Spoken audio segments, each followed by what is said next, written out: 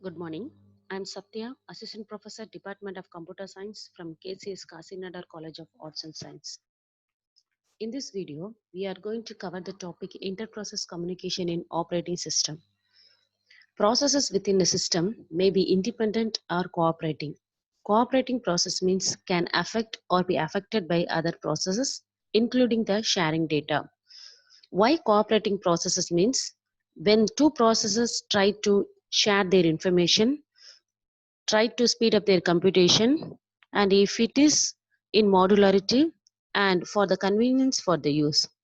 The cooperating processes need interprocess communications.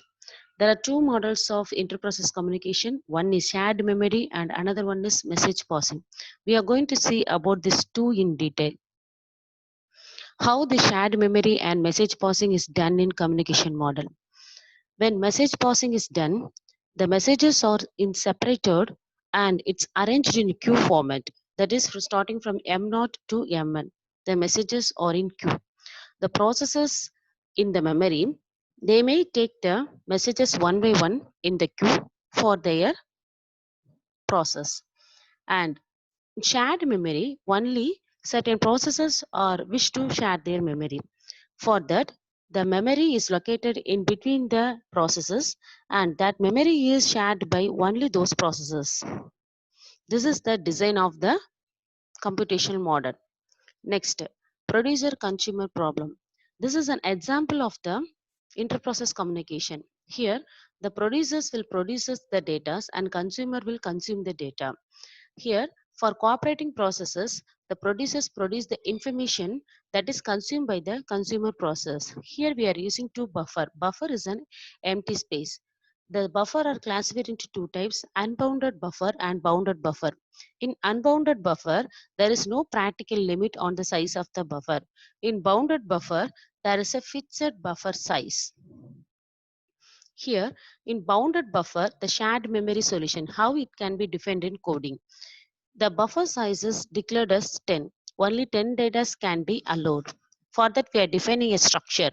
That structure is now defined as item. The buffer size is created.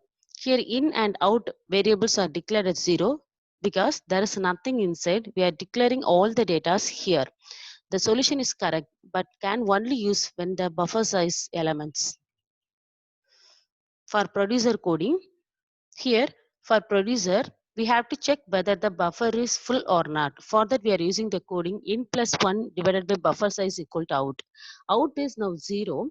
Whenever we are producing the data, the out will get incremented by 1. If the out is reached the limit, then here we can check with the out. If it is full, then in the while condition, it may be true. Then we can do nothing. If there is some spaces in buffer, we can allocate the data produced into the buffer. That is buffer of in equal to next produced. And the size is now incremented by 1. In equal to in plus 1 divided by buffer size. The size is allotted for the next data to be produced. The same thing for the consumer. The consumer is checking whether in equal to 0. At first, we have declared the variable in equal to 0 and out equal to 0. If in and out is equal to means there is nothing in the buffer. So there is no data. The consumer cannot be consumed the data. If if there is some data and it can be taken by declaring the variable out equal to out plus 1. By that, we can consume the data.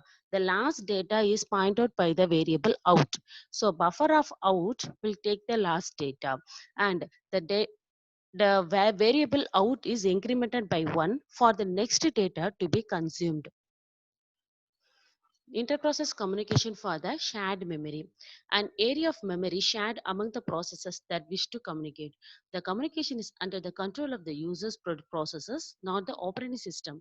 Major issue is to provide mechanism that will allow the user processes to synchronize their action when they access shared data.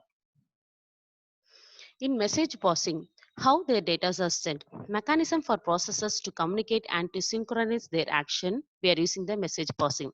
Here, message system processes communicate with each other without resorting to shared variables. In interprocess communication facilities, there are two operations, send and receive.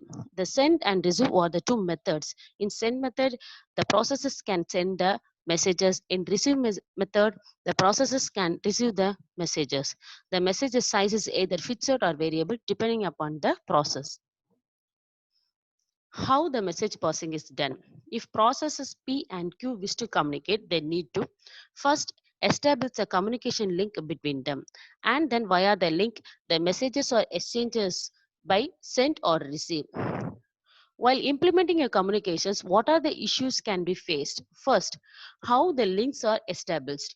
Can a link be associated with more than one processes? How many links can there be between every pair of communicating processes? What is the capacity of a link?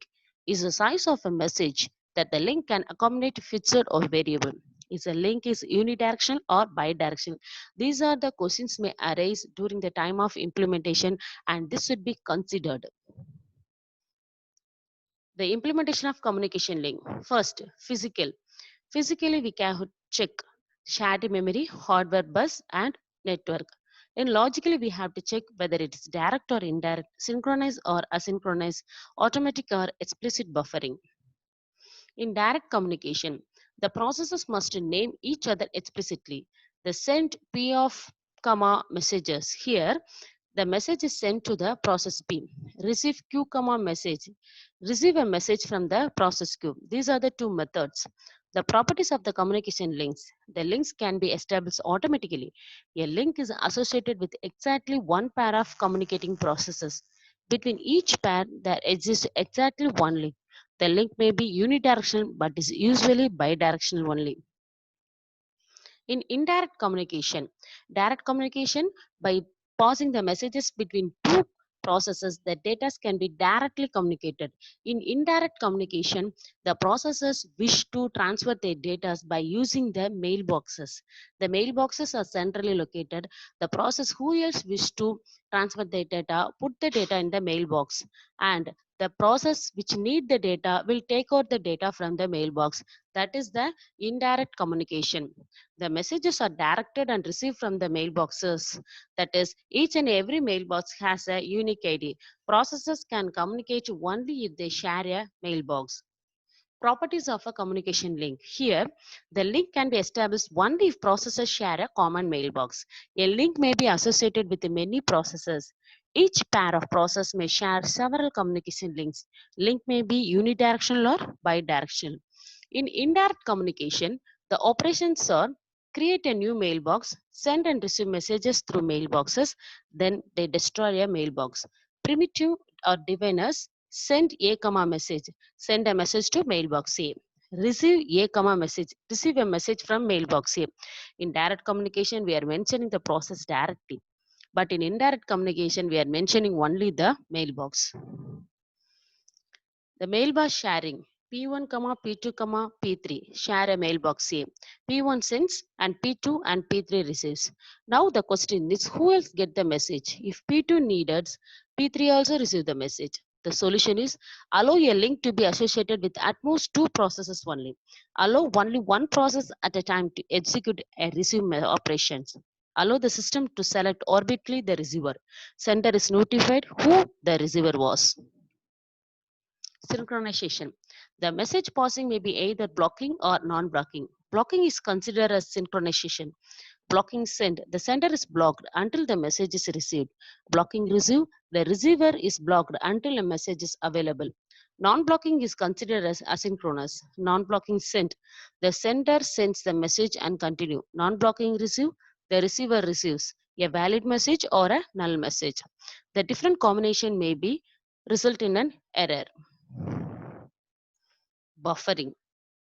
Queue of messages attached to the link.